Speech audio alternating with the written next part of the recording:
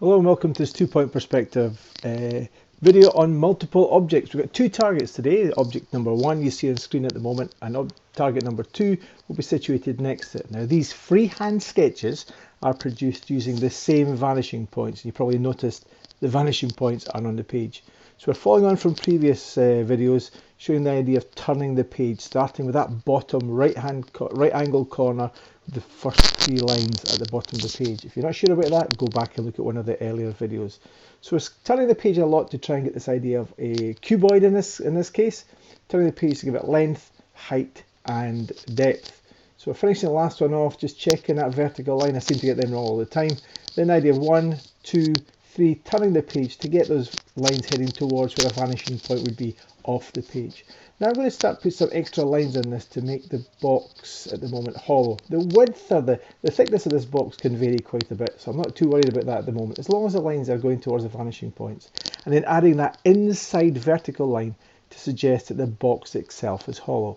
I might actually take something off the front edge of that, and I'm just playing about with the idea at the moment of taking a couple of slices towards the left hand vanishing point and then moving up towards the right to take a slice out the front of that box. And how that ends up, I'll need to have some sort of internal space there, so it's cutting in at the back edge, and where the little shelf that's formed on that ridge or that front surface, I'm going to need a line just to finish that off. So we're going to line somewhere around about the bottom of that short line. At the moment, we're just firming in where the shadow line would be. That's where a surface that's unseen is reinforced with a darker line. Normally it's just the outline that we'd firm in. This whole drawing's been done in black and white. There's no colour or no rendering going to be added to this at all. So going around the outline at the moment, turning the page as always, holding the pencil or pen towards the tip now to get a firmer outline. A little cheat there, drawing that line without turning. And then that shadow line, that's where the internal space is going to be more evident as it drops down a bit. That's the little line I was looking for. Now it's offset slightly from the front one, just so it doesn't confuse. Now because we're not using any rendering on this, I'm firming in the rest of the lines because it'll just be a line drawing by definition. So at the moment I think I'm more or less done. I've just got to firm in a couple of these front edges, maybe the leading edge, the one we drew first, I seem to be firming in last, and just close that gap up. And there's target number one. So moving on to second target, that's a second object using the same vanishing point. So it's set as if it's sitting parallel or adjacent to some distance away from the original object. So we're heading towards the same sort of vanishing points, turning the page again, and I could have them overlapping, but I want to have this second object to be slightly smaller so as it just misses the one behind. And we have them overlapping. We can do a little bit of that in a video later on. So there's my cuboid, if you like, for the new one. And I'm going to put a sloping surface on this, maybe some sort of pitched roof. There's the edges. If this was a building, that would be the gutter and the ridge. And I'm putting a pitch or a slope on two sides. Then where that little gutter line would go towards the vanishing point and the ridge line to the vanishing point. Where those lines go outside the cube, that gives me the lining up for the back edge of that sloping line. So I've got the basic idea. That back edge can be a little bit awkward, so be careful when you're doing these. Sometimes there's a little back edge that appears. We'll do that again in a house one a little bit later on. We're just firming in the outline at the moment.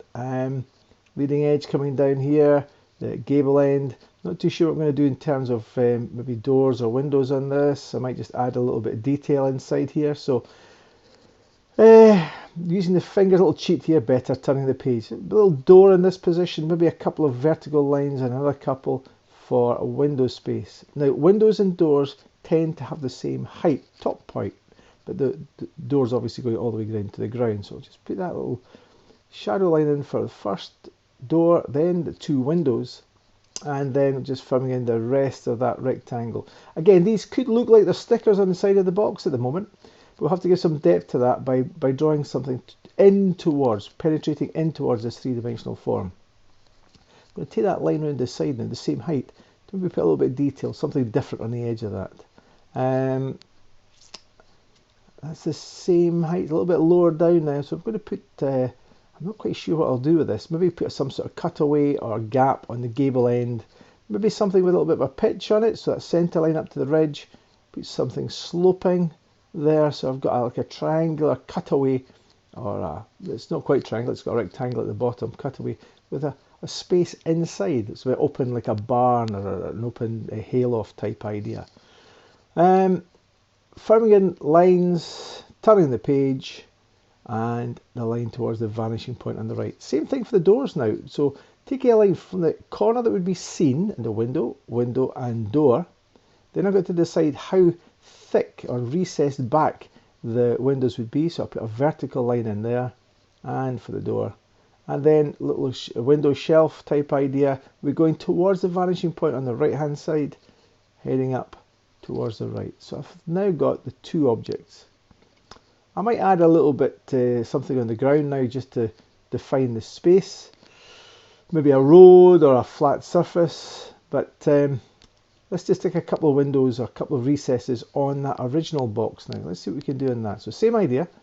They might not all be the same size, so I'm playing about with the width of these boxes. So there's the first rectangle. Again, it could be a sticker at the moment. There's a longer one now on the front surface, this upper part. There's a little narrow slot or poster at the moment until I put these internal lines in. Now they're going to be the bottom right hand corner of those rectangles and they're going to go towards the left hand vanishing point.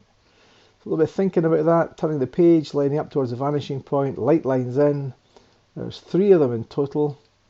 And then I've got to decide how far back, how chunky that's going to go. Now this is a little bit chunkier than the house, and I maybe wouldn't see the inside back of the far away of the small one. So there we go. We've got from 3 slots or 3 holes, and line going towards the vanishing point. It wanders off a little bit, coming around behind that object, and maybe the road, just taking vanishing point lines further out towards the front of the page, and maybe firming. It could be a surface between these, a roadway, a path, some sort of object, but it definitely goes behind that second house.